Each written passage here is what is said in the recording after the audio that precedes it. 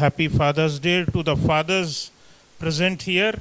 वो पिता जो यहाँ मौजूद हैं, सामने भी और मेरे पीछे भी, उन सभी को हैप्पी फादर्स डे।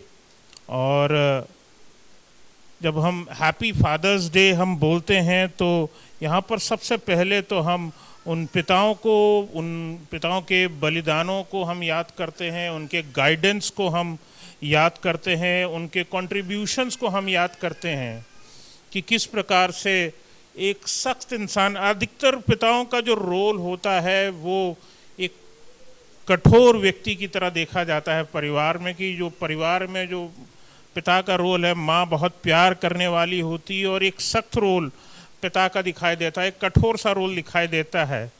लेकिन ये वही सख्त रोल है जो अपनी संतान को खड़ा करता है समाज में, उसमें वो बल देता है, उसमें वो आत्मविश्वास देता है कि आगे चल करके समाज में उन कठिन परिस्थितियों का सामना कर सके जिसकी उसने अभी तक उसका सामना नहीं किया। उस पिता के लिए और यहाँ उपस्थित तमाम जितने पिता बैठे हैं उन सभी को के लिए मैं सच में खुदा से आशीष मांगता हूँ, और जिस प्रकार से उन्होंने अपने जीवन में काम किया है। इसका जो अगर एक फादर्स डे का एक छोटी सी हिस्ट्री अगर मैं देख रहा था तो ये अमेरिका से शुरू हुआ था।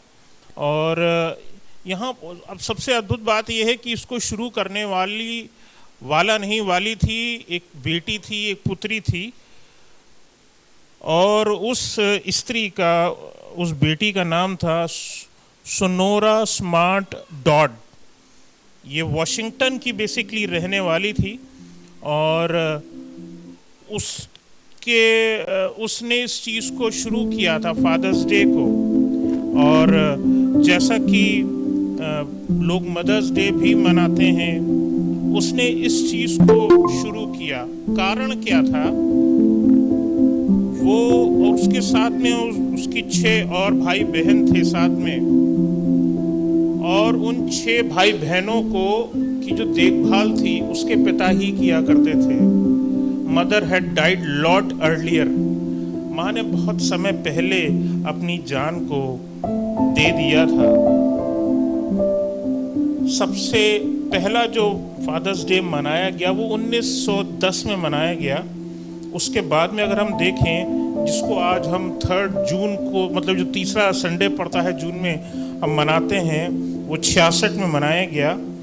और उसके बाद में रिचर्ड निक्सन जो कि अमेरिका के राष्ट्रपति थे 1972 में, उन्होंने इसको एक परमानेंट नेशनल हॉलिडे के रूप में इसको स्वीकार कर दिया, और तब से आज तक इसको इस तरह से मनाया जाता रहा है। जब हम बात करते हैं मसीह की, परमेश्वर के वचन की, तो परमेश्वर के दास हमारे लिए उसी प्रकार से एक आत्मिक पिता के तौर पे हैं। और जब हम संसार में ऐसे आत्मिक पिताओं को देखते हैं तो एक नाम आपके सम्मुख आता है, और वो नाम है बिली ग्राहम का। और बिली ग्राहम का एक पिता के रूप में उनके अपने विचार एक पिता के विषय में जो थे, मैं आपके सम्मुख रखना चाहूँगा और आज की कलाम को शुरू करना चाहूँगा। इंग्लिश में कुछ इस तरह से उनके उद्गार थे, बाद में उसका हिंदी में अनुवाद भी करूँगा।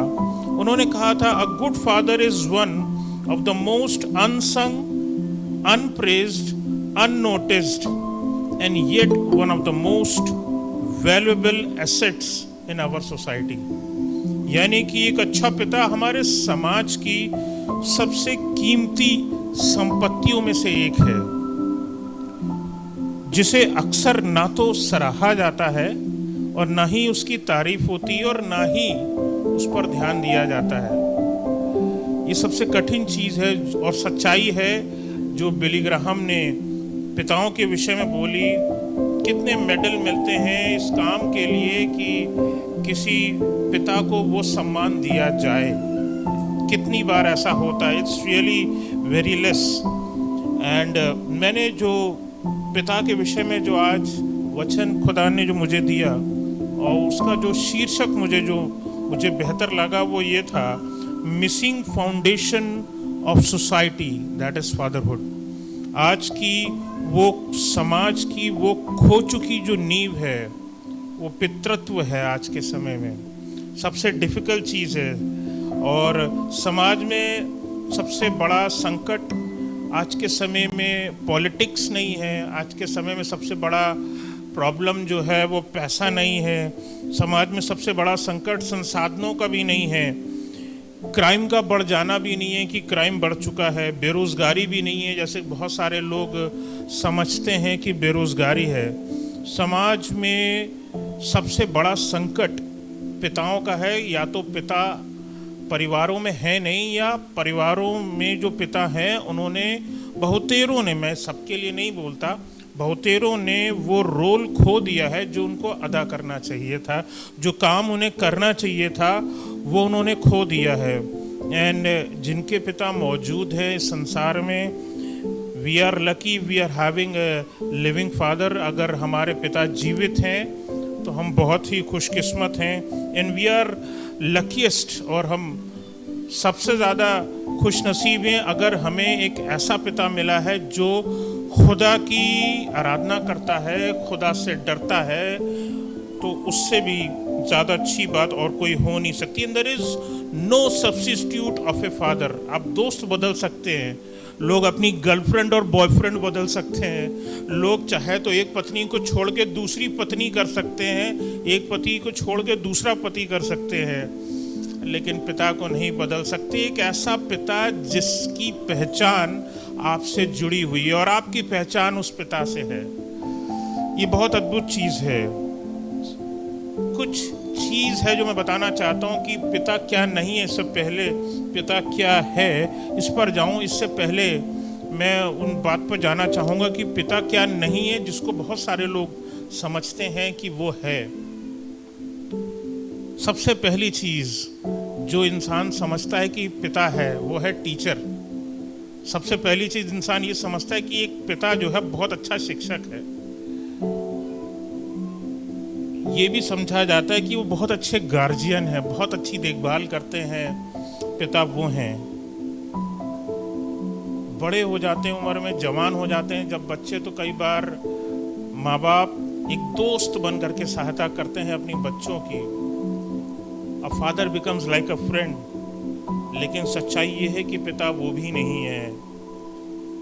एक मेंटर बन जाते हैं, एक उस्ताद बन जाते हैं कि जीवन में परिस्थितियों को में कैसे जिया जाए, कैसे निकला जाए, वो उस्ताद बन जाते हैं, बच्चों को सिखाते हैं बेटा इस काम को इस तरीके से करो। कोच बन जाते हैं, प्रशिक्षक बन जाते हैं, प्रशिक्षण देते हैं। कुछ खास चीज़ आती है अगर पिता को, तो वो अपने औलाद को दे देता है, वो उसको भी सिखा देता है कि तू भी बेटा ऐसा कर सकता है। लेकिन सच्चाई ये है कि जितनी ये चीज़ें बताई, पिता ये नहीं होता, ये उनके जीवन में एड ऑन्स होते हैं। एड ऑन का मतलब आप समझते हैं ना, जिसको साथ में जोड़ दिया जाता है कि ये चीज़ हो सकती है, पिता के पास ये गुण हो सकते हैं। A father may not be a good coach, a father may not be a good mentor. हो सकता है पिता एक अच्छे कोच हो सकते हैं, एक अच्छे मेंटर हो सकते हैं, हो सकता है वो अच्छे फ्रेंड हो सकते हैं, एक अच्छे गार्जियन हो सकते हैं, एक अच्छे टीचर हो सकते हैं, लेकिन ये सारी की सारी चीज़ें एक एडॉन्स की तरह हैं। अगर इस शब्द फादर की एक ओरिजिन देखी जाए तो ये ग्रीक भाषा से लिया गया शब्द है, और ग्रीक में इसको पैटर बोला जाता है। और इब्रानी वर्ड में पिता के लिए जो शब्द यूज़ हुआ है, जैसे कि हमने अभी गीत में भी गाया, अब्बा, ये शब्द यूज़ किया जाता है। और इस नाम का मतलब होता है, अब्बा का मतलब होता है उद्गम, या इंग्लिश में जिसको हम सोर्स बोलते हैं। औलाद किससे जानी जाती है? इसका बाप कौन था, ये किसका बेटा है, ये किसकी बेटी है। जब समाज में जाते हैं तो वो उसी से पहचाने जाते हैं। वो सस्टेनर है, वो पिता एक सस्टेनर है। सस्टेनर मतलब जीवन देने वाला, जीवित रखने वाला, उन बच्चों को चलाने वाला, उन बच्चों को बड़ा करने वाला, उनको एजुकेशन देने वाला, उनको फूडिंग देने वाला, उनको आत्मिक रूप से नरिशमेंट देने वाला, उनको खुश रखने वाला, वो पिता होता है, वो अब्बा होता है। और तीसरी चीज़ नींव होती है, फाउंडेशन होता है। पिता एक फाउंडेशन है, एक नींव है। आप औलादों को हमेशा अपने पिता से कुछ ना कुछ सीखता हुआ जरूर पाएंगे, चाहे वो एक अच्छी चीज हो और चाहे वो बुरी चीज हो। मैं कई बार प्रियांशु को मना करता हूँ, बेटा जब नहा रहे हो मोबाइल जो है बाथरूम में मत लगा करके गाना सुना करो, लेकिन वो इस चीज को करता है। क्यों? क्योंकि उसने इस चीज को अडॉप्ट कर लिया है अपने पिता से। There are things we adopt naturally adopt from our fathers. ये अच्छी चीज है या बुरी चीज है, मैं उस पर नहीं जाना चाहता, बट बताना ये चाहता हूँ कि हम अपने पिताओं से, चाहे वो हमारे आत्मिक पिता हो, चाहे वो हमारे सांसारिक पिता हों, हम उनसे सीख लेते हैं। Source is something. पिता वो एक सोर्स है जहाँ से सब कुछ निकलता है। हम अपने पिता से उद्गमित हुए हैं, हम अपने पिता से ही निकले हुए हैं, जिसमें से हमें सब कुछ प्राप्त हुआ है। We receive everything from our father. हमें उनसे भोजन मिलता है, हमें उनसे जीवन मिलता है, वो हम पिता से प्राप्त करते हैं। और ऐसा ही हमारा एक पिता है जिसको कई बार हम लोग नकार सा देते हैं, और वो परम पिता परमेश्वर हैं कि हम उस सोर्स को हम नेग्लेक्ट कर देते हैं। हमें संसार में सब कुछ चाहिए है, गाड़ी दे दे, बंगला दे दे, अच्छी वाइफ दे दे, अच्छी नौकरी दे दे। पिता से कभी ये नहीं मांगते खुदा बाप मुझे तू ही चाहिए। अगर ये मिल जाए तो इस दुनिया में शायद सबको सब कुछ मिल जाएगा जो उसको चाहिए है। हमारे स्वर्गीय पिता परमेश्वर हमारे जीवन में, हमारे जीवन के स्रोत हैं, और जीवन की हर एक चीज की जो हमारे जीवन में पाई जाती है उसके स्रोत हैं। Father is the sustainer of foundation. वो व्यक्ति क्या समाज में बनता है उसका फाउंडेशन एक पिता होता है। द जीन्स, बाइबल मतलब सामाजिक तौर पर अगर हम देखें, बायोलॉजिकली अगर हम देखें, the genes of the father determines the quality of the genes. जो जीन्स होती है वो निर्धारित करती है कि किस गुणवत्ता की संतान पैदा होने वाली है। जो गुण पिता में पाए जाते हैं वो गुण संतानों में भी पाए जाते हैं, कम या ज़्यादा। ये माँ और बाप दोनों के ऊपर डिपेंडेंट रहता है। इस बात को हम सभी जानते हैं। एक बात परमेश्वर ने इजराइलियों को सिखाई थी जिसको उन्होंने एब्जॉर्ब नहीं किया। अगर एब्जॉर्ब कर लेते तो शायद आज उनके जीवन में उतना दुख नहीं होता। और जो बात परमेश्वर ने इजराइलियों को सिखाई थी कि कभी भी अन्य जातियों से अपनी औलादों का ब्याह मत करना। Never get your children married into any others. क्योंकि हम किस से निकले हैं ये हमें पता होना चाहिए। शादी जो है वो बहुत ख़ास चीज़ होती है, और अगर आपका पिता आपका को पार्टनर लाइफ में जो है, अगर वो खुदा की आराधना करता है, खुदा से निकला है, तो आपकी औलादें भी वैसे ही निकलेंगी। लेकिन अगर हम किसी ऐसे शख्स से शादी करते हैं जो खुदा के पीछे नहीं चलता था, और संभावना ये रहती है कि शायद वो आगे ना चले, क्योंकि एक छोटे से प्लांट को, एक सीडलिंग को एक दिशा देने में सहायता करने के लिए हम कुछ चीज़ें लगा देते हैं। आपने देखा होगा घरों के बाहर बहुत सारे स्टैंड्स लगे होते हैं जिसमें पौधों को सुरक्षित किया जाता है। उसका पर्पस होता है कि उसी का सहारा ले करके कहीं ना कहीं वो बढ़ते रहें। बेल लटकाई जाती है तो वो किसी यहाँ वहाँ हम देखते हैं कि कहीं सीढ़ी के किनारे किनारे चलती रहती है, या खिड़कियों के किनारे किनारे चलती रहती है, बढ़ती रहती है। तो उससे हम एक चीज़ पता चलती है कि उसी के सहारे वो बढ़ता है। जब हम पिता की बात कर रहे हैं तो हमें पता चलता है कि हम पिता से हम क्या रिसीव कर रहे हैं। जब हम शादी की बात करते हैं और इजरायलियों के विषय में बात करते हैं कि खुदा ने उन्हें क्यों सिखाया। बिकॉज परमेश्वर चाहता था कि वो लोग प्योर रहें और अपने पिता से ही उन चीज़ों को रिसीव करें। आज वो जो जवान यहाँ बैठे हुए हैं, जो भविष्य में आने वाले समय में जब उनका ब्याह होगा तो उनके लिए मेरी ओर से या परमेश्वर के वचन की ओर से जो सीख मिलती है, जैसा परमेश्वर ने इजरायलियों को सिखाया, अपने लिए अपने जीवन का साथी वही चुनना जो परमेश्वर का भय मानता हो, जो परमेश्वर पर प्रेम रखता हो, परमेश्वर से मेल रखता हो, उसके ऊपर ध्यान रखना और ऐसे ही व्यक्ति को साथ में लेकर के चलना। क्योंकि वो जब परमेश्वर से लग करके चलेगा, वो डेड श्योर है, वो परमेश्वर के वचन को पढ़ के सीखते हुए चलते हुए आगे बढ़ेगा। और जब वो उसको सीखते चलते पढ़ते आगे बढ़ेगा तो ये बात निश्चित है कि उसके आने वाली पीढ़ी भी वैसे ही बढ़ेगी। The quality of the generation could degrade if the father is not a good one। ये कठिन चीज है। गुणवत्ता पीढ़ी की बिगड़ सकती है अगर पिता ने ध्यान नहीं दिया है या उसे एक अच्छा पिता नहीं मिला है। कठिन चीज है। प्रतिष्ठा, जब हम वर्ड यूज करते हैं डिग्रेड होने की, तो हम यहाँ पर बात करते हैं स्पेशली डिग्रेड होने की प्रतिष्ठा।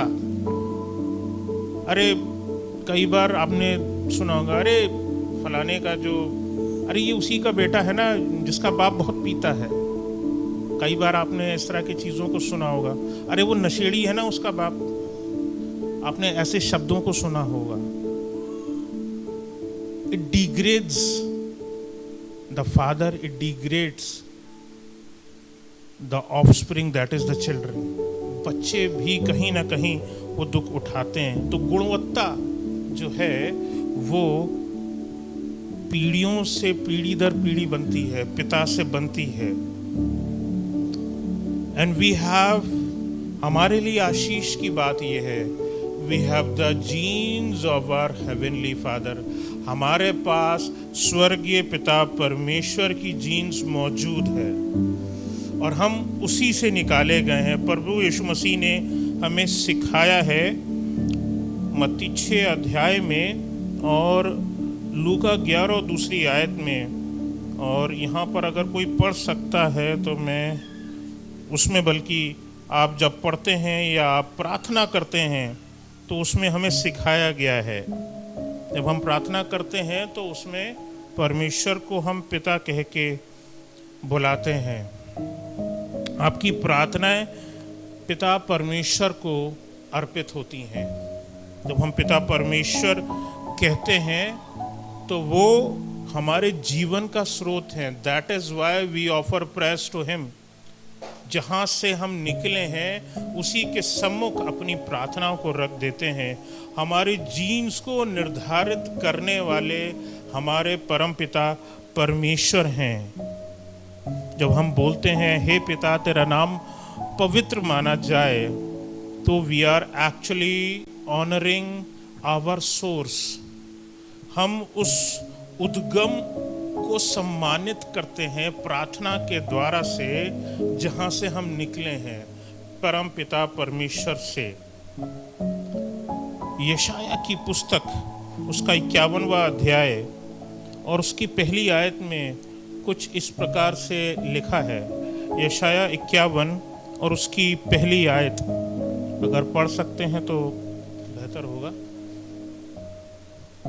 यशाया 51 51 and verse 1। यशाया 51 verse 1।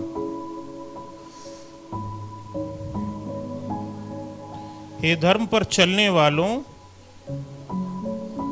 हे यहोवा के ढूंढने वालों, कान लगाकर मेरी सुनो। जी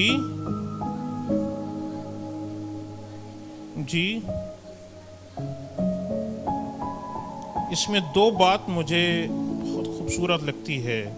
यूँ तो ये आयत बहुत प्यारी है, लेकिन इसमें दो बातें बहुत मुझे अहम लगती हैं। तुम जिस चट्टान से खोदे गए हो और जिस खानी से तुम निकाले गए हो, कहाँ से निकले हो तुम? तुम्हारा पिता कौन है? क्या तुम अपने परम पिता परमेश्वर के तराशे हुए हो? Are you that diamond of your father? क्या आप अपने पिता के वो अद्भुत संतान हैं?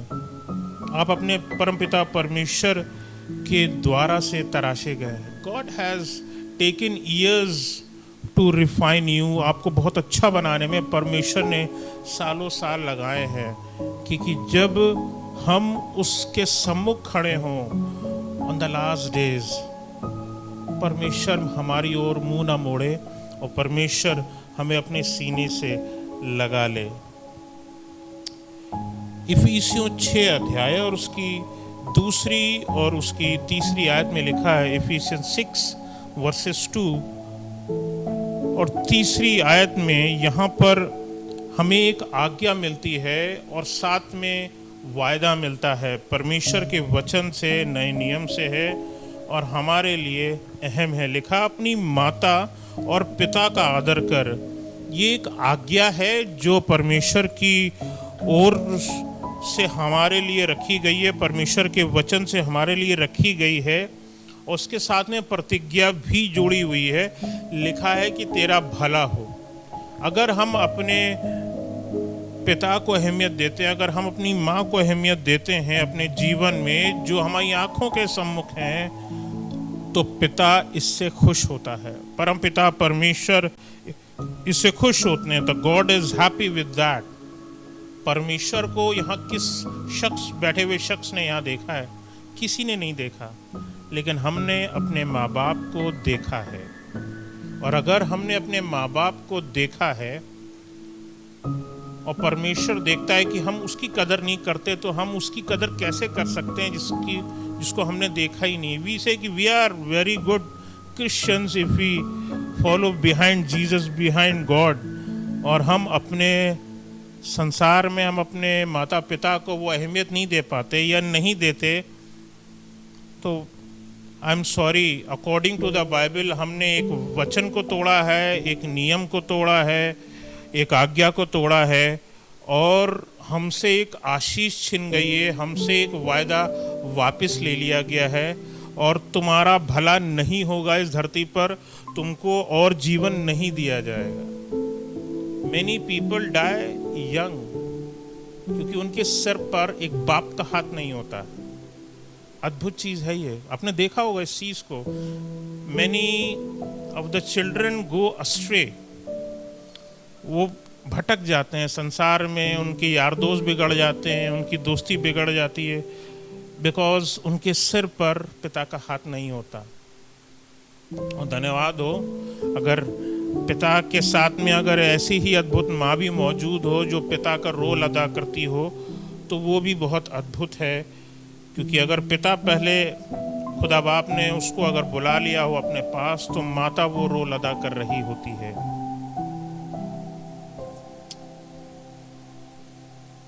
The Hebrew word for honour, जो शब्द इब्रानी में ऑनर के लिए यूज होता है, वो है कवोद, KAVOD, कवोड। और इसका मीन्स होता है हैवी या वेट, या हिंदी में आप कह सकते हैं भार। एक भार हमें दिखाई देता है। There is a weight, there is an importance, एक इम्पोर्टेंट चीज है। पर आपके नाम में अगर आपके पिता का नाम जुड़ा हुआ है, वो सरनेम जुड़ा हुआ है, it's an important thing. It's not एक ऐसी चीज़ है जिसको आप डिनाई नहीं कर सकते। जो अपने पिता को डिनाई करता है या अपने कोई उस जीनियोलॉजी को डिनाई कर देता है कि नहीं मैं अपने पिता से नहीं निकला हूँ, तो मैं खुदा की ओर से उसके लिए जो आशीषें रखी गई हैं उससे ले ली गई हैं, समझ लीजिए। It has been taken away. और वो फिर कहीं ना कहीं क्लेश उस जीवन का, उस व्यक्ति के जीवन का, और शायद आने वाली पीढ़ियों के जीवन में भी, बच्चों के जीवन में भी वो दुख रहता है। सो इसलिए therefore we need to honor God. हमें ज़रूरी है कि हम अपने परमेश्वर को ऑनर दें, वो इज़्ज़त दें, अपने पेरेंट्स को हम वो इज़्ज़त दें, हम अपने पिता को वो इज़्ज़त दें, एंड गिव देम इम्पोर्टेंस, उन्हें वेट दें। जैसे कि मैंने बताया इस शब्द का मीन्स होता है वेट या भार, तो उनको इम्पोर्टेंस दें, उनको वैल्यू दें, उनको अहमियत दें, उनको महत्व दें और उनको वो इज़्ज़त दें। जब आप अपने पिता को ऑनर करते हैं, वो इज़्ज़त देते हैं, तो एक शख्स को इम्पोर्टेंस नहीं देते, आप उस स्थान को, उसकी पोजीशन को अहमियत देते हैं। आप दुनिया के लोगों को उनके नाम से बुलाते हैं। घर में छोटे भाई बहन हो तो आप उनके नाम से बुलाते हैं। थोड़ा ऊपर नीचे भाई बहन उम्र में हो तब भी कई बार ऐसा होता है कि लो अरे नाम से ही बुला लिया कर, नाम से बुला लेते हैं। लेकिन पिता को हम कभी भी नाम लेके नहीं बुलाते, पिता कह के ही बुलाते हैं, पापा कह के ही बुलाते हैं, अब्बा कह के ही बुलाते हैं, अब्बू कह के बुलाते हैं। जिस तरह भी जिस भी लैंग्वेज में वर्ड हो, हम उस पोजीशन को ऑनर करते हैं, हम उस स्थान को वो इज्जत देते हैं। वैल्यू योर हेवनली फादर, उस परम पिता परमेश्वर को इज्जत दें, वो स्थान दें, वो इज्जत दें, उस पिता को वो इज्जत दें।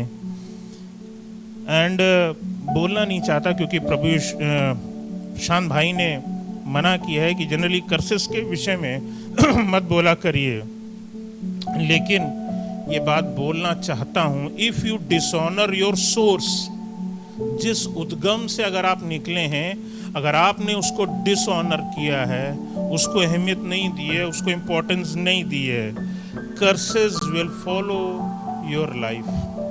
क्योंकि आपने उस वचन को जो अभी इफिसियों में पढ़वाया मैंने, अगर आपने इम्पोर्टेंस नहीं दी है तो निश्चित रूप से आज्ञा को भी आपने छोड़ दिया, आपने उस प्रॉमिस को रिसीव नहीं किया जो उसमें लिखा गया था, वो आपके लिए ख़त्म हो गई। Question is why do we need to honour parents और फादर? हमें पिता को वो इज्जत देने की ज़रूरत क्यों है? और जैसे कि मैंने पहले वचन जब शुरू किया था उसमें बताया था कि ये बहुत ज़रूरी है पिता का इस समाज में होना। आज के समय में समाज इसीलिए बिगड़ गया है। Why there was a Hitler, why there was a Mussolini in this world? इस दुनिया में मुसोलिनी क्यों था? इस दुनिया में एक एडोल्फ हिटलर क्यों था? इस दुनिया में ऐसे किंग नीरो जैसे लोग क्यों थे जिन्होंने मसीहों को मारा, ख़त्म किया, इंसानियत को मारा, ख़त्म किया? ऐसे लोग क्यों थे जिंदा इस दुनिया में? या उनको सही राह क्यों नहीं मिली? क्योंकि उनके सिर पर शायद एक बाप का या तो हाथ नहीं था, या उनका एक सही हाथ नहीं था जो एक पिता को रोल अदा करना चाहिए था।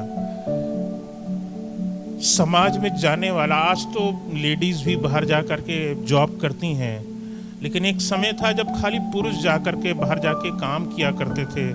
Men used to, it was the work of the men to go outside and work and earn for the family.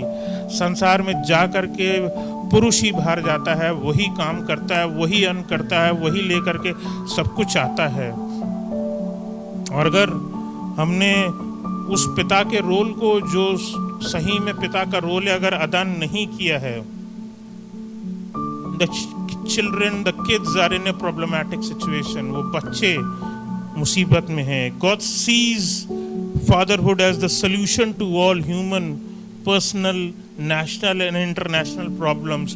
परमेश्वर पितृत्व को एक समाधान के रूप में देखते हैं सभी मानवीय, सभी व्यक्तिगत, सभी राष्ट्रीय और अंतर्राष्ट्रीय समस्याओं के लिए। जैसे कि मैंने उदाहरण भी लिया आपके सम्मुख, ये बहुत ज़रूरी है। पिता का जो रोल, वो जो परिवार में प्ले करता है, वो जो एक आत्मिक पिता जो चर्च में प्ले करता है, वो जो खानदान में है, एक बहुत इम्पोर्टेंट प्लेस है। When you honour your heavenly father, your children will also honour you. अगर आप स्वर्गीय परमेश्वर को इज्जत देते हैं, आपकी औलादें भी आपको इज्जत देंगी। अगर वो उस खुदा को इज्जत नहीं देते, अगर आप उस खुदा को इज्जत नहीं देते, तो आपकी औलादें भी उस खुदा को इज्जत नहीं दे सकती। ये बात डन है, क्योंकि सीखते तो बच्चे अपने माँ बाप से ही हैं। और अगर पिता से नहीं सीखा, माँ से नहीं सीखा ये चीज़, तो बच्चों में वो चीज़ जादू से आ जाएगी, तो ऐसा तो हो नहीं सकता। Fatherhood is not a title, it is a position. ये कोई एक तख्ती नहीं है, जैसे कि कई बार वो डिफेंस फोर्सेस में यहाँ लिखा होता है, या पुलिस में लगा रहता है, या वो बिल्ले लगे रहते हैं कि पहचान लें कि हाँ भैया ये फलाना फलाना रैंक का है। A father is a rankless person, उसके पास कोई रैंक लिखी नहीं होती है, लेकिन समाज का एक बहुत ही महत्वपूर्ण अंग है वो। Honour brings blessings upon a person. जब आप उस परम पिता परमेश्वर को इज्जत देते हैं, अगर आप उस पिता को इज्जत देते हैं जो इस समाज में, इस संसार में खुदा ने आपको दिया है, blessings will follow upon the person. उस औलाद के ऊपर आती हैं और औलादों की औलादों पर आती हैं, क्योंकि इस बच्चे ने अपने पिता को इज्जत दी है। मैं इस इंसान को इज्जत देता हूँ और वो आने वाले पूरी जनरेशन्स को वो इज्जत मिलती है। When we honor our worldly father, the heavenly father also raises our standard. वो हमारे स्तर को बढ़ाता है, वो हमें समाज में इज्जत देता है। लोग इस चीज़ को देखते हैं कि खुदा ने जो है वो किस प्रकार से हमको बढ़ाया है। अगर आप परमपिता परमेश्वर को इज्जत देंगे, आपकी संतानें भी कहीं ना कहीं यही सीखेंगी। एंड वी आर ग्रेटफुल, हम धन्यवादित हैं कि हमारे परमपिता परमेश्वर ने वो दाम चुका दिया है अपने बेटे को दे करके, which he has paid on the cross. अब हम उसकी संतान कहलाते हैं और वो हमारा परमपिता परमेश्वर, वो हमारा पिता कहलाता है। या हम यूं कहें कि उसने हमें ये हक दिया है कि हम उसे अब्बा पिता बुलाएं। I am taken care of bye my heavenly father. Bible के अनुसार I am the child of God, परम पिता परमेश्वर की संतान हूँ मैं। ये हक उसने मुझे दिया है। ज़्यादा बात नहीं करूँगा, 2 बात बोल करके मैं समाप्त करना चाहूँगा आज के कलाम को। 2 तरीके हैं जो समाज में आप दे सकते हो। आप माता पिता को क्या दे सकते हैं कि आप उनको वो स्थान दें, वो इज़्ज़त दें। क्या कर सकते हैं कि आप उनको इज़्ज़त दे सकते हैं।